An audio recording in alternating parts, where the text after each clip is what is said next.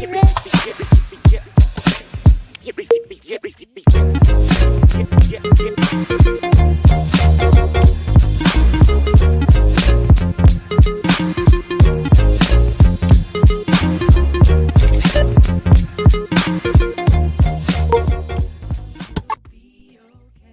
everybody. This is Steph, the Educator, and this is the Essential Pedagogy podcast. I want to start by talking to you guys about the word pedagogy. I was told by many people, educated people, they don't know what the word pedagogy is, but all educators do. The word pedagogy is the science and the practice of teaching. And so I was looking to trademark a name, and I started out with Essential Educator. And I got that from the pandemic because we were essential all of a sudden. And so that was not available. So I started with something that, or I ended up with something that is the actual word is used in education, but not a lot of people know about it. So I just wanted to define that for you guys and also to tell you about what I hope this podcast does in the atmosphere for everyone. I hope that it is, as a result of you listening to this podcast, that people from my profession and parents alike, and all others outside of the profession, grow in compassion for one another by getting a background picture or inside view of the complex structure of education. So that is my hope, that we all become more compassionate towards each other as a result of this podcast. So without further ado, I want to introduce to you what we're going to be talking about today, which is education and children with divorced parents. We all know that divorce is high. Actually, it is down. The percentage of divorce is down from last year, which is good, but it still is a high number, like 40 something percent of all people with divorce, and 60% with divorce if you marry at 18 and younger, which does not surprise me. So just want to put some statistics out there. But I think that children in education with divorced parents and how we conduct ourselves as adults really impact the education of our children. So without further ado, I want to talk to Brandy Jones. Brandy and Jones and I worked together. Seemed like eons ago, huh? Oh, we used to have jam sessions after work just to kind of relieve stress. Yes. So Brandy is a mother of two, a daughter and a son. And if you don't mind me sharing, she is a divorced mom and co-parenting very healthily with her ex-husband of her two children. And so she's also a counselor in public schools here in North Texas. So how long have you been a counselor, Randy? Because we taught together. Yes, I've been a counselor for 9 years. Wow, girl. I know. Time has really flown. Yes, my God.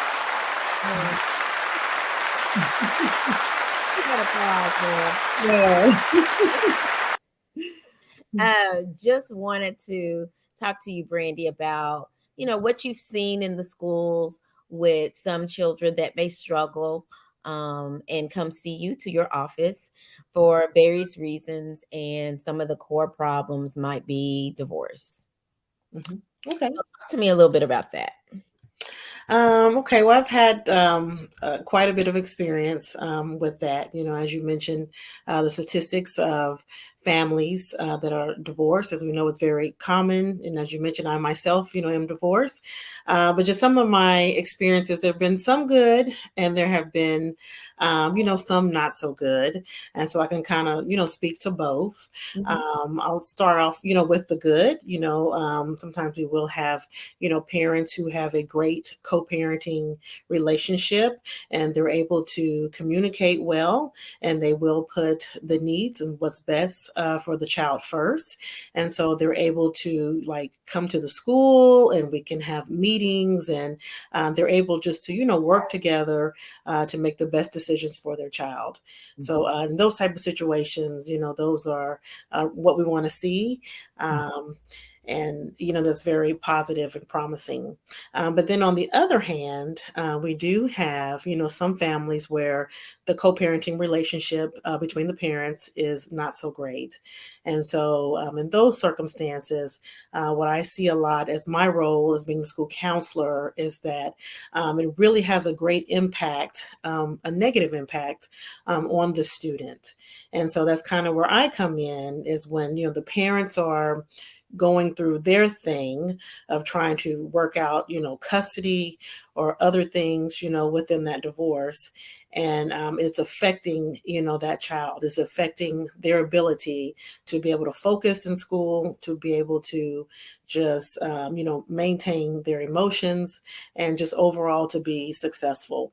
So that is where I come in, is just to be their support Mhm. and just kind of help them kind of walk through that as they are really going through that difficult time with their family. Well, I'm gonna tell you, I'm a lady that has been divorced for quite some time.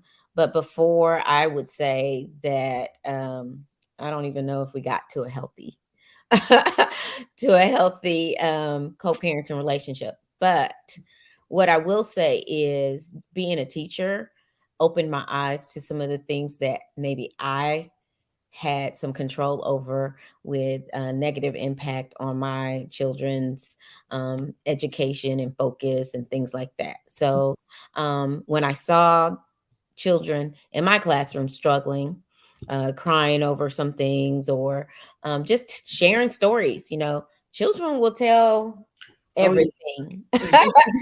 They definitely do. Everything. More than they should. More than they should. Yes.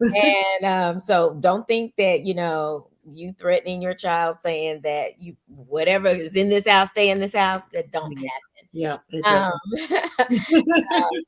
So I will share a story with the world or whoever's listening.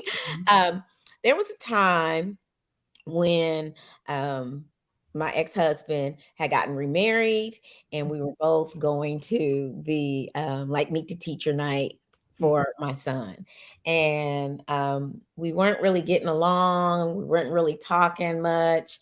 And I saw him and his wife, and we tried to have a good relationship, but it turned kind of ugly. Mhm. So we were just kind of just existing in the same space. Well, my youngest son was in middle school at the time, and we were going from classroom to classroom. As you know, we follow the bell schedule so that we can meet each and every teacher that my son had.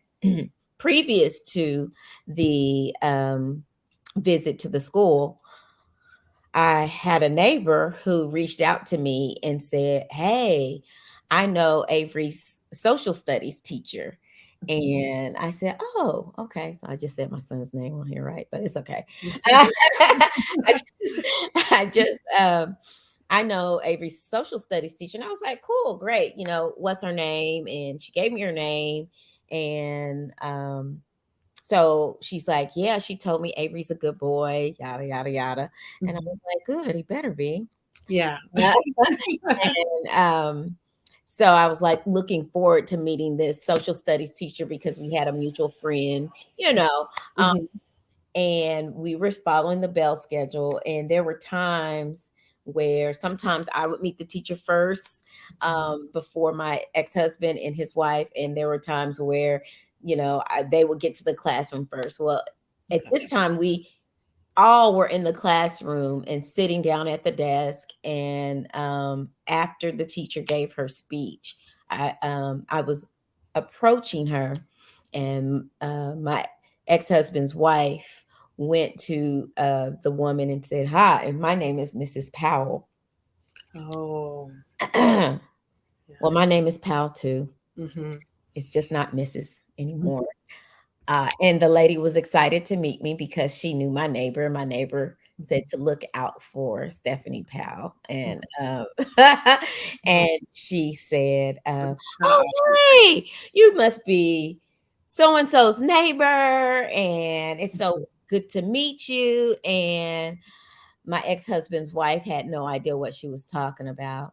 So Oh, I just stood in front of her and I said, "I am Stephanie Powell. mhm. This is Avery's stepmom." Mhm. It was an awkward silence. Yeah. I've But been through one of I those. was like, "I am so and so's neighbor." Mhm. And but I felt like at the time that since I was there and I was not on crack on the streets, Mhm. um, that the step parent should have kind of stepped back and not Mhm. been so eager to just put her hand out and say, "Hey," da, da, da, just kind of step back Mhm. and just wait a little while. Mhm. Yeah. Kind of got embarrassed over the whole situation, which Mhm. I was like, if you would have just kind of Mhm. sat over there with your husband, Right, it right. would have been all right. Yeah. It would have been all right. Now, I don't know how I could have handled that situation better. Mhm. Maybe to like wait till everybody left and told the lady. But with the bell schedule, they give you a certain Yeah. amount of time to get to the next Right. place. Limited time. And Yes. it's just an irritant of me. I was like, why are you rushing up to Yeah. this lady, right? Yeah. But it was kind of ugly, Mhm. kind Yeah. of not pretty. Mhm. Um, but some of those not so pretty moments Mhm. can build resiliency, I think, in children. Mhm. Absolutely. Um, I just don't think that we need to go to the toxic level that sometimes parents can go through. And Mhm. it's just really disheartening how sometimes that can happen. Yes, yes.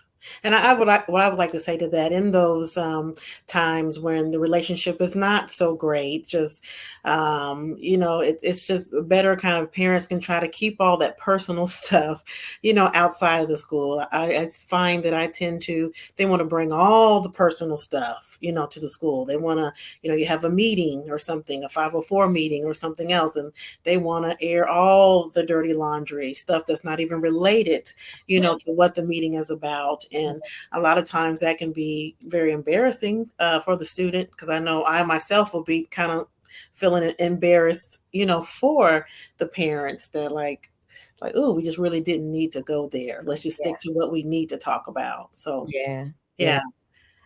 I guess it could have been worse. It could have been where I was talking about, and she, and Mhm. all that. But Yeah. yeah, people don't really realize that those 504 meetings, those art meetings, which are the special education meetings, Mhm. those are recorded. Those are official, professional Mhm.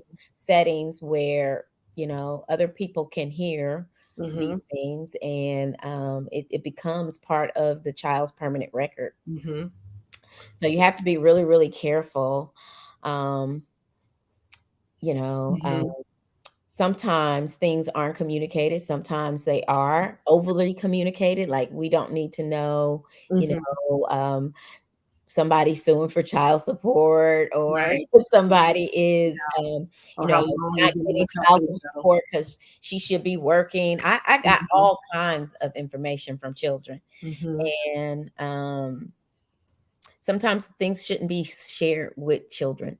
Mhm. Like, Absolutely. your mom's not working and she should have a job. Right, I right. that information from a child. Yeah, or Um, even more personal, the child knowing that what parent may have been unfaithful, in the relationship. yeah, that's a good Yeah, and then they are sharing this, with their teachers and people at school. So, yeah, yeah, it those are can be very awkward. very awkward. Yes, yeah. Um, and it does have a negative effect on the child. Mhm. They can't concentrate sometimes in school. Mhm. Parents don't realize how much the children worry about them. And Mhm. even though children are not responsible for Right. the adult is responsible for the child. It's we see that the children are deeply concerned about their parents. Right. Right. It impacts them greatly. Yeah, yeah, Because when they are emotionally dysregulated, they really can't do anything, you know, yeah, and it's hard. It's yeah, very difficult. And my heart just goes out to them because, not only am I divorced as an adult, but I'm also a child of divorce. So, I went through it, as a kid. So I definitely get where the kids are coming from. I can put myself in their shoes, and relate. So, yeah. you know. So tell me more about that. How was your experience in Well, school? my experience with that, my parents divorced, and they divorced when I was 16 years old. But of course, up until I was 16, I remember, it was always just a lot of back and forth, disagreements, fighting, not getting along. Before I would say my mom finally, pulled the trigger on it and it's like, yes, I'm going to do this. You know how you kind of move out and coming back, move out, coming back. And so I just remember as a child, the thing that had me so nervous was when it was one of those down times when, me and my mom were moved out and not, in the home with my dad. And then I remember one day, like my dad showed up at the school, and I didn't know that he was going to pick me up. He's coming to get me. And then, of course, you know how your mother says, if your dad comes, don't go with him. So I said, and I see that quite often too, even now, like you put your child in this position to make a decision that they really cannot. So I remember as a child that had me feeling just so uncomfortable and so uneasy and just scared and kind of not knowing what to do. Because Mhm. dad's here to pick me up, but mom said, if he comes, do not go with him. But how can I say no to my dad and then I'm not coming with you? So Yeah. it's tough. It's It really is tough. It's tough. Mhm. putting the child in the middle and putting the child in a place they shouldn't be in. Right. Is and I've done it. I've been guilty of that. I've been not guilty of that particular situation, but I've been guilty of I'm not talking to your daddy, so I need you to relay this to your daddy. I'm going to Mhm. text you. That Huh? is so Yeah, inappropriate. yeah, I've done that as well. I've done that as well. I'm not talking to him. I will Yeah. not text him. In fact, his name is Mhm. not saved. Yeah, yeah, the name we do not mention, huh? But it is so unhealthy, and Yeah. it's fascinating that we have such a cognitive dissonance between what we know we Mhm. shouldn't do and what is healthy. We know that is healthy, and what Mhm. we feel we're doing that is healthy, Right. um, and what really is healthy. Yeah. You That's know, true. a lot of us get mixed up in our emotions, and Mhm. we're not doing the thing that is in the best interest of the child. That is true. That is one of the hardest things to overcome. It's not letting those emotions take control, not letting those emotions rule. And that's something too that I work with students with because not only is it difficult for us as adults, we know that's what students struggle with as well. Of course, on a different scale with getting, angry or being sad and trying to handle that and express those correctly without letting those emotions take over. Mm-hmm. Hmm. What I find is that the kids are either acting out in anger or they're forgetting something at a different parent's house Hmm. that they really need, right? And then they get Yes. upset about that. More often, it's a Chromebook or a iPad or whatever kind of digital device that we're using in the schools. Like I left it Mhm. over my dad's house, Right. can't go get it, and my mom Yeah. won't let me go back or something like that. Mhm. So, Yeah. um, and then but homework's due, and so Mhm. we got to deal with that. And then if Mhm. we count it late or something like that, then we're hearing backlash from parents sometimes. It's Right. Yeah. not my Right. fault. Yep. You Or know just they yes. Or so just too with the child just trying to balance, like with the visitation, going from one home to the next and how the expectation and the structure is different, in each of the homes. And so with the child trying to navigate and to deal with that, a lot of times they get confused. They forget things. Mhm, One home may be very laxed and not a lot of structure, and then the other home is. So mhm. that's also very difficult for the child. So, Brandy, we have a question about thoughts on divorced couples hanging out with each other and the new spouse. What are your thoughts about that? My thoughts on that is I would say if the adults can be adults and be mature and be amicable, I think that that is great. I think that that's the goal, that we strive to do, to be truly a blended family and to all co-parent together. I have seen that. I have seen that in some instances where both of the parents were, married and they got along very well. And I remember talking to, I call it bio mom and to bio dad, what concerns of the student. And then also, like, we're talking to stepmom. And I remember this particular stepmom came in and said, I am here, just strictly as, support. And they all, work together. So I think that's a beautiful thing when it can be done. And it Yeah, greatly benefits the child because it's just more support for that child. yeah, yeah. I agree. I agree. Occasionally we see that. It doesn't happen as often as we'd like. Right. And we all try to strive for amicable breakups. It doesn't always happen, but we can grow over time. Mm-hmm. Absolutely. Definitely grow. I Yeah. mean, I can stand to breathe the same air now. Mm-hmm.